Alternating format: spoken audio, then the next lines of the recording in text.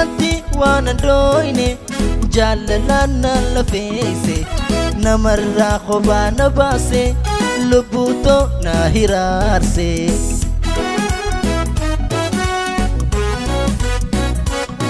Kabanti waan andoyne jaalalana lafeese namarraa kophaa na baase lubbuutoo na hiraarse.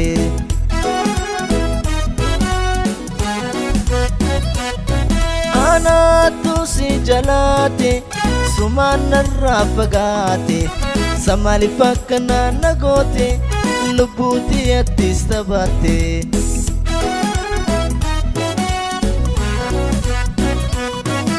Anaatu si jalaate sumaan narraa fagaate samaaliif akkana na goote lubbuutii attis taphatte.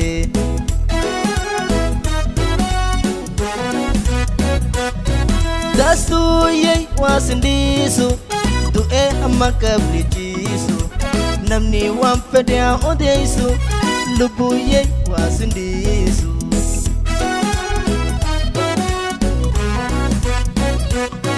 Dastuye wasindisu du'e amma kabrijisu namni waan fedhe odeysu lubbuye wasindisu.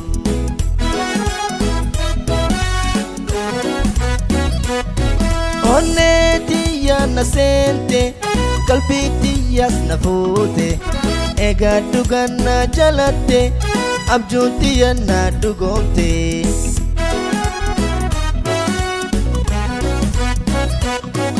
Onnetiyya na seente qalbiittiyyaas na fuute egaa dhugaan na jalatte abjuutiyya na dhugoomte.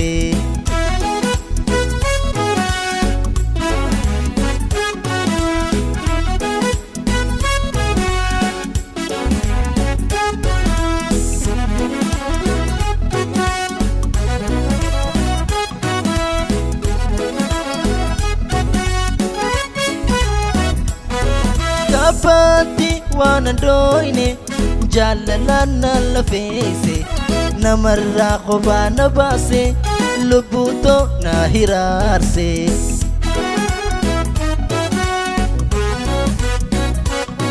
Kabanti waan andoyne jaalalana lafeese namarraa kophaa na baase lubbuutoo na hiraarse.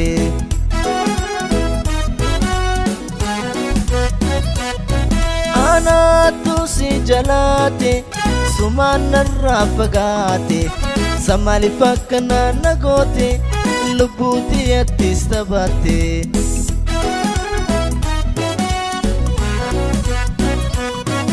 Anaatu si jalaate sumaan narraa fagaate samaaliif akkana na goote lubbuutii attis taphatte.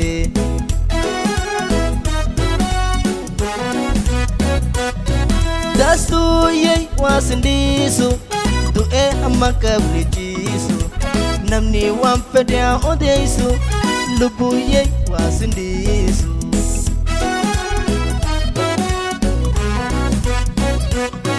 Dastuye wasindisu du'e amma kabrijisu namni waan fedhe odeysu lubbuye wasindisu.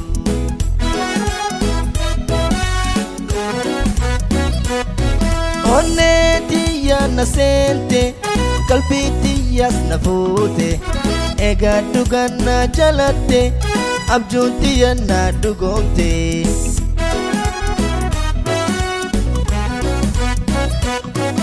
Onnetiyya na seente qalbiittiyyaas na fuute egaa dhugaan na jalatte abjuutiyya na dhugoomte.